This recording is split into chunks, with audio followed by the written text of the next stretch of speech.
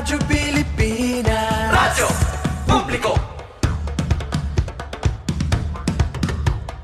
Radyo Pilipinas, Radyo Publiko.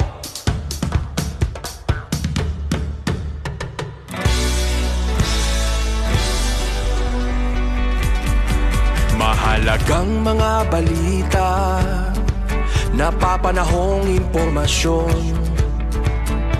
Kami ang inyong gabay pag may bagyo at sakuna. Serbisyo ng gobyerno kapag may nangangailangan.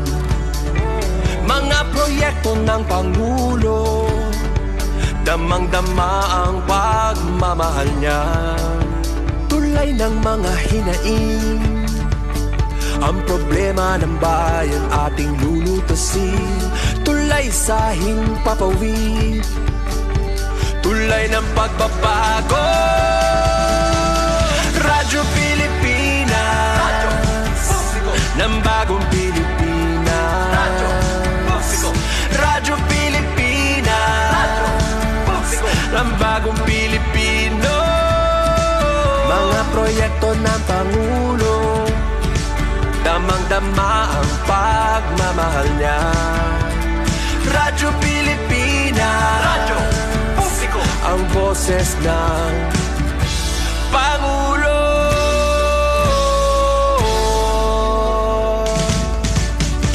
Karamay niyo kami, kahit malayo man kami nakakarating. OFW magsasaka, buhay ay iba't iba, san mang lugar ng bansa natin. Tulay ng mga hinaing, ang problema ng bayan ating lulutasin. Tulay sa himpapawid, tulay ng pagbabago. Radyo Pilipinas, Radyo Publiko. Ng bagong Pilipinas, Radyo Publiko. Radyo Pilipinas, Radyo Publiko. Ng bagong Pilipino. Mga proyekto ng Pangulo, damang-dama ang pagmamahal niya. Radyo Pilipinas, Radyo Publiko. Ang boses ng Pangulo. Radyo Publiko. Radyo Pilipinas, Radyo Publiko. Radyo Pilipinas.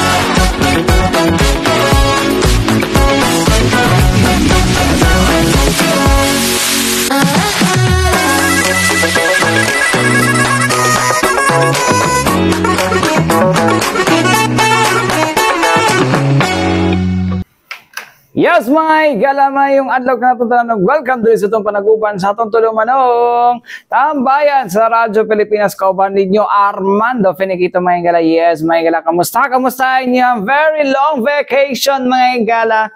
No? Very sad, mga gala. Balik na po sa reality karon, no? Anyways, mga gala, adlaw kita karon Lunes, mga gala, no? Happy Easter Day sa Tananday, mga gala, no? I hope, no? Katong mga inyuhang gipang ampo-ampo atong Semana Santa, mga gala, gikan so Huwebes Santo, mga gala, no? Gabisita pa mo katong mga gabisita iglesia nga mga Katoliko, mga gala, ito kasimbahan, ampo-ampo pa mo dito, no? Unta no inyuhang puy-an to, no?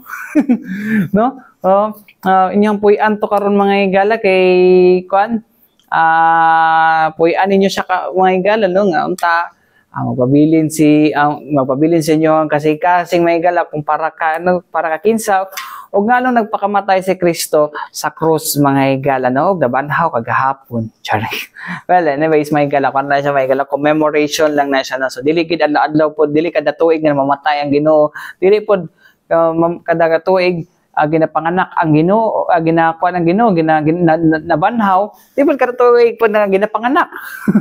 No? Sabi kaisar gina siya mga higala no, kaisar gina siya ginapanganak ang ato ang kan mga higala no, si Jesucristo mga higala no. So unta no, di klaro na sa to ang mga katambayan. Anyways mga katambayan no, dinita sa tong kwan no, atong Philippine Coast Guard mga higala diri sa Davao Region no, or atong Coast Guard District Southeastern Mindanao mga higala no. Sad to say mga higala no, ito mo daghan kayo ang mga nangadto dito sa mga beach mga higala no. Actually mga higala, ang kwan mga higala nasa 51,000 kung wala ko naman to sa non-GC mga higala no. 51,000 ang mga nagkuan no, ang nag-adto sa mga dagat mga higala atong panahon na mga higala no. Atong tanawon na dirito mga higala no, from April 13 man din ni. So wala pa ilabot na Semana Santa ni, pero nanan siya mga higala no, kaning mga inbound outbound no, 52,000 ka mga tao mga higala no, from April 13 atong Domingo pa ni mga higala no, or hantod sa 20 mga higala kagahapon no, 4:20 di kahapon no. Nag-adto sa dagat may kalauban kay nag-sick leave, nag-leave na atong 14, 15 ug 16. So tuloy-tuloy na gid sila mga higala no. So mo na ang pero ana sila mga higala generally peaceful no, wala may pero sadto say mga higala ang ato ang Philippine Coast Guard may nakatala og duha ka mga munsa ni death mga higala no, tungod sa kaning pagkalunod no, nalunod mga higala no sa pagkaligo sa dagat mga higala. Una na dira mga higala no, katong niadtong Biyernes Santo sa buning pitsahan ni pizza 18 pizza 18 mga higala no. Kung asa mga higala ang 75 years old mga higala no, lumos dito sa kwan mga higala no, 75 years old mga higala na lumos diha sa may Hagonoy, Davao del Sur mga higala. Sumala pa mga higala nga kwan daw ni no,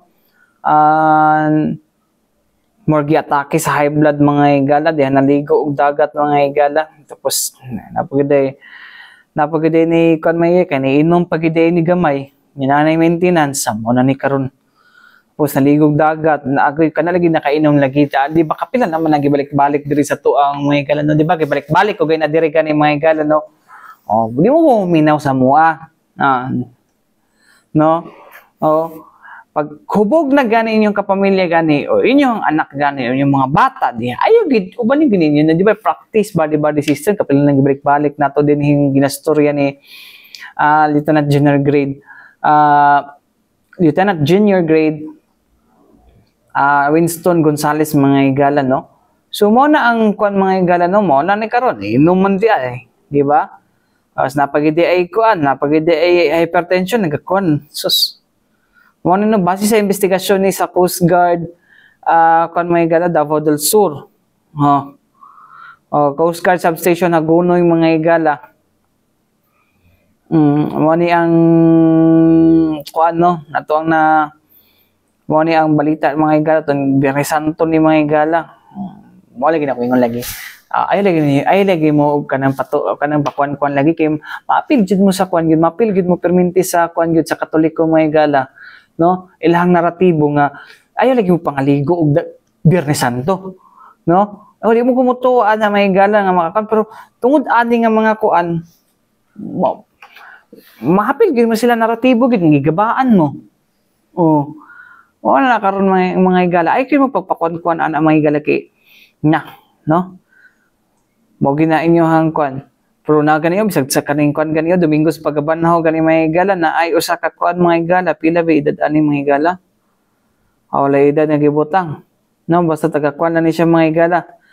Taga residente ni sa Kaputian mga higala no. sumala pa kani gilalisan ni kina post man ni sa laing stasyon mga higala no, of course.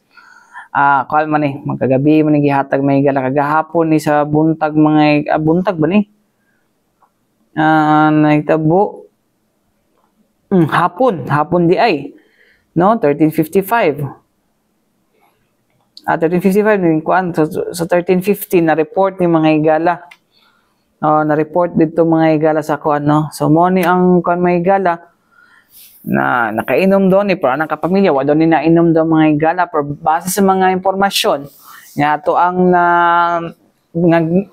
base sa mga impormasyon na giingon mga higala og sa investigasyon usab sa Coast Guard igakos mga higala no nga nakainom daw ni ang ingon pa din mga higala no nga na information pero yet to be verified na mga responders nag-ingon mga higala nga pag CPR nila nakana sila na simutan no nga bahaw sa bino so mo na ang kuan no, so mo na ang hinungdan daw kuno mo lagi na pa ay nako tapos pasangilan na pud mag-report ang mga rescue mag-report ang rescuer ingon na wala daw nakainom pud nakainom di ay no, so wala maapil na makuan lang gid mo apil mo sa story og naratibo sa mga itong mga kuan ba mga Katoliko mga higala nga kuan jud mo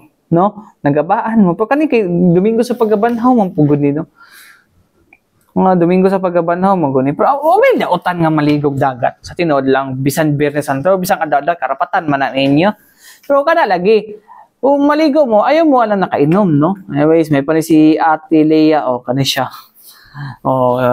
di na ako lang kitabunan ng mga higala actually kani siya gilangoy niya Biyernes Santo po ni gilangoy niya ang Biyernes Santo ba to? Na to ha. Gilangoy niya ang kuan. Gilangoy niya ang Biyernes Santo po Sabado de Gloria na din gilangoy niya ang Coaco Beach mga higala padulong sa kuan. Padulong sa Paradise no. Amo sa bisig na ay problema po na gidala po ni si Ate Lea mga higala no. Hindi niya tinud pangalan mga higala. No, nakabuang bayang Coast Guard pangita kay ingon lagi pero kuyaw ha nakuan niya na straight niya pakiputan pura mag-iron man ni si ate iron man siguro pwede ni siya pang iron man ba kaya kuyawa po doy na pero kailangan siya i-train lang yun i-train og maayo kay kaya siyang tangke kaya siyang lungs mga igalan na mo babad siyang kano so kani si Ate Lea swerte mo lagi di man siya hubog kato naglangoy siya. Number, don't try this at home good mga higala no? Don't do this at home mga higala okay ako si Ate Lea may magkuan katong mga duha ka kuan nga nangalumos mga higala fortunately no so atong Coast Guard mga higala padayon niya sa naga-kuan mga higala padayon gina sila kuan painom-dom no nga ayaw gid mo pag inom lagi ayaw pangaligo kung nakainom no saan kay nato na pag nga badlungon kani mga hubog lisod kini badlungon po good no ay nako mahimo na mga higala basta ako di ko mo kuan na no may na lang po kay wala ko na adik og dagat o wala ko na hangol og dagat po no so amping ta kanunay mga katambayan no kay isa na tong kinabuhi no okay raon ta kuan okay raon ta o wa mo'y kabilinggan sa kinabuhi kay ana no so kira nga mo kanyo what if kamuray saligan no kamuray gisaligan sa inyong pamilya umabiyan yung pamilya di ba isip-isip jud mga higala isip-isip no una agid mga higala bago mo kuan no mukiat ana inyong kinabuhi anyways mga higala balik itaw man lang sa importante painom-dom ning ato si bianan. Balik kita mga higala din sa itong panaguban sa atong tulumanong tambayan sa Radyo Pilipinas. Kauban ninyo Armando Fenekito mga higala. Yes mga higala. Kagahapon mga higala. Daghantag mga post nga nakita mga higala nga traffic daw kay pasulod daw kuno sa Davao City no gikan sa may task force Davao mga higala mapa norte man ug mapa south mga higala sa may Digo sa may Sirawan no Well, ana dyan ang senaryo gid no. Basta kan kada tuig naman ang senaryo no. So, yan lang kung mo post ng gihapon mo. Well, sa bagay para ma-inform po ng mga tao po mga higala no. Tapos na po na mga higala no nga dagsa ang mga dagsa ang mga tao sa terminal dito sa ilang gigikanan no. Kada tuig na po na siya nga kada tuig na po na siya nga senaryo mga higala. Wala jud bago ana mga higala no. So, ana jud no, baon jud mo taas nga pasensya every time nga mugawas mo in a vacation after your vacation mga higala no, especially kanang nga mga okasyon no nga sabay-sabay tanan no, especially Christmas ka hinumdum ko na sa una mga higala sa kwantong 2020 ba to or 2021. Marag 2022 tung wala pa nag-declare nga ECQ o wala pa nga nga declaration mga higala enhanced community quarantine mga higala. Okay. Gikan mi ato o kapatagan no. Gikan mi kapatagan para gikan mi kapatagan ato nag after New Year mga January 2 tapos timing pud to mga higala ba kay after New Year and then after New Year mga higala get together sa mga higala god no. Nya katong panahon na pud to mga higala no kato nga panahon na is ting uli na po no kay Domingo pag January 3 January 3 na ting trabaho dinapil bi dito so stranded no because sa Digos terminal mga higala no daghan kay sana mo daghan kay kay ilog so nabtang yung mga alas 9 ata no sobra from nagulat mi alas 7 to so ana yung senaryo may pag may mga special occasion yan ang bakasyon mga tao tapos sulod na diri mo balik na sa trabaho diba nabuti ginaingon pud mga higala nga pag Holy Week daw kuno ang Metro Manila kay makapahulay gid daw no actually makapahulay mo ng Metro Manila pud jud no kung wala na provincial rate pantay na tanan mga higala gikan sa Luzon, Visayas, Mindanao no mo to ginaingon sa comment section pag wala na provincial rate no pantay ang sweldo tanan mga higala walay Manila rate no mawalang mga tao nga moadto dito sa metro sa National Capital Region mga higala no ay tungod dako sila og rate dito o panuhulan mga higala compared dire sa sa mga region mga higala no laing uban sa mga outside NCR mga higala so push na sa mga magbabalaod no di lang kanay puro ayuda okay siguro na no okay siguro nang ay na mo sige kuan nang yung pahambog pa yung ayuda more nang kuan sa inyo more na inyo ang achievement no ayuda no ato ang kuan na i-push gud sa atong mga pro people o pro people mga higala o pro Filipino na mga balaod mo na mga higala kanang election pamilya gina ninyo na mga higala no kanang magpasa kanang naiklarong plataporma no sa panubalaod di lang kay kanang sige lang tag kanang ingon nato kalaban mga higala unsaon na lang nato na pag sila na po na makalingkod kanang ana god nya katong nag-ingon although namang ginakita gid mga higala pero sa lahi nga posisyon dito siya bagay di ba no so balik to din mga higala no sa atong sa mona kadakwan mga higala kada terminal mga higala no ingana gina senaryo gid no so magbaon mo dapat og pasensya gid no pagpauli na mo sa Davao pagpadulong ang uban ra mga higala kay sa puton kay sa Samar taas daw kay pila daw kuno sa barge daw kuno di kapalo naman mo ingon ana yung senaryo gid kanang inyo pa magin so kunon pa jud o di pa mo magsayo-sayo man to dito sa Samal ay nako mo na perminti senaryo gid may higala so mao na siya mga higala ang ato ang senaryo pud mga higala but anyways mga higala dinhi sa ato ang hisgutanan mga higala no in terms of kaning ginatawag nato nga kaning sa terminal may kaning ginatawag nato na existing paghihapon no pick up policy outside dikot mga higala kun sa ordinansa gihapon ni mga higala but then again mga higala daghan gyud pug nagareklamo gid ani mga higala no kay ang ilang convenience mga higala what if sila daw taga Bunawa tapos mo matto pa lang na magmatto pa daw sila dito daw terminal pag daw no nya wag hira manggihapon sila which is amo pod mga higala nga taga Mintal mga higala no nga for example ato mi Cagayan de Oro abot sa Cagayan de Oro Bukidnon mo ato muna og pamili terminal para lang gid mo kuan sa kayo kaning jeep, no? Which is kuan na kay sa mua, medyo hassle na gid sa mua mga igala kay mobalik naman gyapon sa agi, no? Pero kani siya mga igala, mo gini ang kuan gid okay. Gibuhat mo guna siya nga ordinansa mga igala out of katong mga pamumba sa Central Mindanao mga igala nga mga pasahero dili man gud siya ma-quad good, no? Dili man gud siya ma-check mga igala. Bas kung maagi man gud sila dati mga scanner dira sa mga terminal. Natay mga quad dinhan, no? Actually dapat kada adlaw gini siya mga igala kay kanang kung mga nay okasyon mga igala, di mo gina sila kasakay gyud sa ilang mga kanto kay sa terminal palandaan puno naman ng mga bus, no? So kanang mga ordinary days ng mga igala po, no? Mo na siya ang quad. So mo lagi nang kon. Actually nanay kuan no, nanay proposal ana mga igala no kaning ginatawag nato nga kaning unsa ni kaning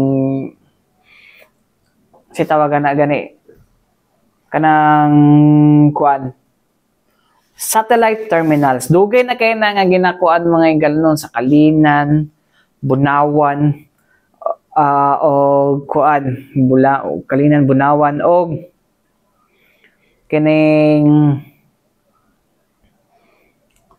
asa kay napitan na Bunawan, Kalinan o Turil o kana siya mga igala no kana sila kana na pila way pamiliti pag magkalinan tumintan mag 20 manata 20 o 30 gihapon o 30 gihapon o 35 dito na lang Mr. Terminal mo nakay no bakante pa. Pero tama mo ko na ikon mga igala no para pagpud sa convenience pod sa mga tao pod no. But anyways mga igala ko tuloy mga igala pangutan ako gini kay kon pod balik na actually balik naman ni ingon ni Ma'am Aisa Yusuf mga igala ang pinakakugihan no sa akong namatan mga igala nga manager sa Davao City Overland Transport Terminal mga igala nga ga-update gyud permente siyang Facebook mga igala aron nga naami makuha nga material mga igala nga i-post sa social media pages sa mga news outlets mga igala. Anyways mga igala daghang salamat sa mabtikon nga kuno mabtikon nga si Ma'am Aisa Yusuf no para ma-update pod mi nga bisan di na mi moadto dito updated gihapon tang tanan mga katambayan. Anyways, mga katambayan, paminaw na ito mga igala, no? Ang pamahayag, no? With regards sa niyong gisgutan, mga igala, no? Ang pamahayag ni Dicot, manager, mga igala, nga si Ma'am Aisa Yusuf. Paminaw na to. Yes, tinuod na siya, sir, no? Dili nato na siya ikalimod yun, no? Despite of kanang ato ang inform every now and then that we're having an interview we have this no pick up policy and wala yun na siya na supersede kay wala na siya na amindahe no so buot pa sapot i-practice gahapon na nato now sama gihapon sa ako ang pag-explain yun sa inyo ha that kailangan yun na siya ang proper coordination and cooperation sa matag usab because kita sa Dicot management is we will implement that but in partnership again with this MinNT office nato na sila ang mag-apprehend anang mga driver no when it comes to information dissemination I already informed our bus companies regarding that in fact ginahatagan po nato sila kopya anang ato ang board resolution nga naaprubahan reiterating that city ordinance nato. But again, in fairness naman, ginahimo man po sa part sa ato ang mga MinNT office, both local and national because we also have this CTTMO no, nga dakop po ana sa ilaha. So wala yun na siya na wala sir, no? But again and again, admitted yun na nato nga kailangan jud ang pagsinabangay, self-discipline alang sa ato ang mga pasahero kay ginahimo ni nato sa ato ang lokal nga panggamhanan alang usab sa ilang safe nga travel. Pero naman ba kay murag ang kuan mo ganato ni is ang mga pasahero gusto nila convenience stays. Pabrihan pabiyato dito pasulod sa terminal no. Tapos ang mga Magbiyahe po na conductor o kaning mga drivers nanyawat.